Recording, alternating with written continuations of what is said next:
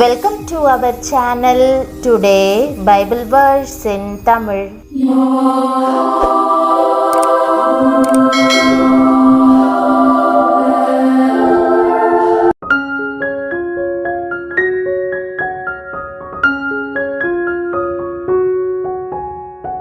இன்றைய வசனம் சங்கீதம் 118:27.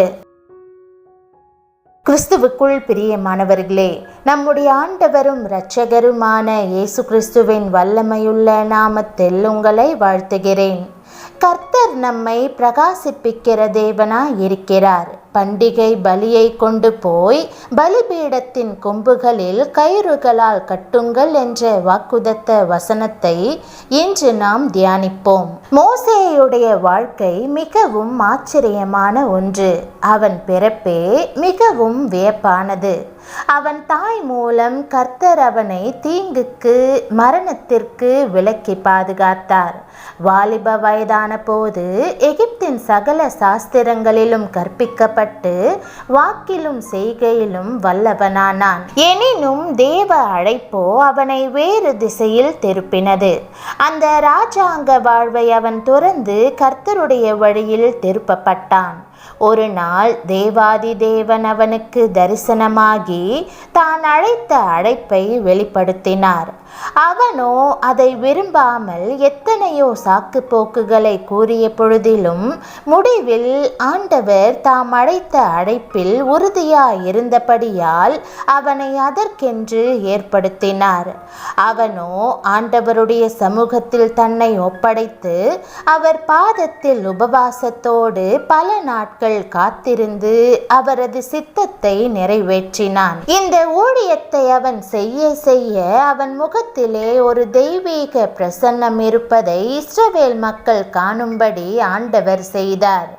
எகிப்தில் அடிமைகளாய்ப்பட்ட பாடுகளிலிருந்து இஸ்ரவேல் ஜனங்களை மீட்டு ரட்சிக்கும் மிகப்பெரிய பணியை தேவன் மோசேக்கு கொடுத்தார். அதை நிறைவேற்ற பலனையும் கொடுத்து அது நிமித்தம் இஸ்ரவேல் மக்கள் மத்தியில் அவனை பெரிய தலைவனாக பிரகாசிக்கவும் செய்தார். மோசேயை போன்று தன்னுடைய குடும்ப வாழ்க்கையை குறித்து சற்றும் திருப்தி இல்லாமல் எத்தனையோ பாடுகள் மத்தியிலே என்னால் ஒன்றும் செய்ய முடியாது என்று தவித்த ஒரு பெண்ணை கர்த்தர் சந்தித்தார். அவளுடைய வாழ்வு திருப்தி இல்லாமல் யாவருக்கும் கசப்பையும் எரிச்சலையுமே கொடுத்தது. ஆனால் ஆண்டவர் அவளை தெரிந்து கொண்ட பொழுதோ அவருடைய பிரசன்னம் ஜெபத்தின் மூலமாக அவரை தேடும்படியாய் அவளை பலப்படுத்தியது. அவ்வாறு பலனடைந்த அவள் அதற்கு பிறகு எந்த வாழ்க்கை கசப்பு என்றாலோ என்னால் நிறைவேற்ற முடியாது என்று நினைத்தாலோ அதை வெற்றியோடு நிறைவேற்றி முடிக்க யாவருடைய போற்றுதலையும் பெற்றுக்கொள்ள கர்த்தர் கிருபை புரிந்தார். குடும்பத்தினர் யாவர் முன்பாகவும் அவளுடைய முகம் பிரகாசித்தது. காரணம், தேவ பிரசன்னம் அவ்வளவாய் அவளை நிரப்பி அவள் தேவனால் வழிநடத்தப்பட்டாள். பிரியமானவர்களே, நீங்களும் கூட இது கடினம் அது கடினம் என்னால் முடியாது என்றெல்லாம் சொல்லாமல் கர்த்தர் எனக்கு போதுமானவர், அவரே என்னை வழிநடத்தி என்னை பிரகாசிக்க செய்வார் என்ற நம்பிக்கையோடு அவரை உறுதியாய் தேடுங்கள். நீங்களும் நிறைவாய் ஆசிர்வதிக்கப்படுவீர்கள். பலிபீடம் என்பது கொல்கொதா மேட்டிலுள்ள சிலுவைதான். அந்த கல்வாரி சிலுவையோடு கூட நம்மை நாமே இணைத்து கொள்வோமாக. கிறிஸ்துவோடு கூட சிலுவையில் அறையப்பட்டேன் என்று சொல்லுகிற அன்பின் அனுபவத்திற்குள் நாம் கடந்து வருவோமாக. பலிபீடத்தின் கொம்புகளில் நம்மை இணைத்து கட்டுகிற அந்த கயிறுதான் தெய்வீக அன்பு. கர்த்தர் சொல்லுகிறார், மனுஷரை கட்டி இழுக்கிற அன்பின் கயிறுகளால் நான் அவர்களை இழுத்தேன். ஆண்டவர் நம்மை தம்மோடு கூட கல்வாரியோடு கூட அன்பினால் இழுத்து கட்டுவதன் காரணம் என்ன? நாம் அவரோடு கூட ஐக்கியம் கொள்ள வேண்டும் என்பதற்காகவும் அவரோடு இணைந்து வாழ வேண்டும் என்பதற்காகவும் கர்த்தரோடு கூட ஒன்றாக கட்டப்பட்ட அப்போஸ்தலனாகிய யோவான் எழுதுகிறார், நீங்களும் எங்களோடு ஐக்கியமுள்ளவர்களாகும்படி நாங்கள் கண்டும் கேட்டும் இருக்கிறதை உங்களுக்கும் அறிவிக்கிறோம்.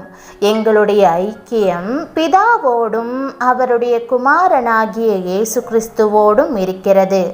நாம் அவரோடு ஐக்கியப்பட்டவர்கள் என்று சொல்லியும் இருளிலே நடக்கிறவர்களாயிருந்தால் சத்தியத்தின்படி நடவாமல் பொய் சொல்லுகிறவர்களாயிருப்போம். ஒரு நாள் ஆபிரகாம் ஈசாக்கை கயிறுகளினால் கட்டி பலிபீடத்தின் மேல் கிடத்தினான்.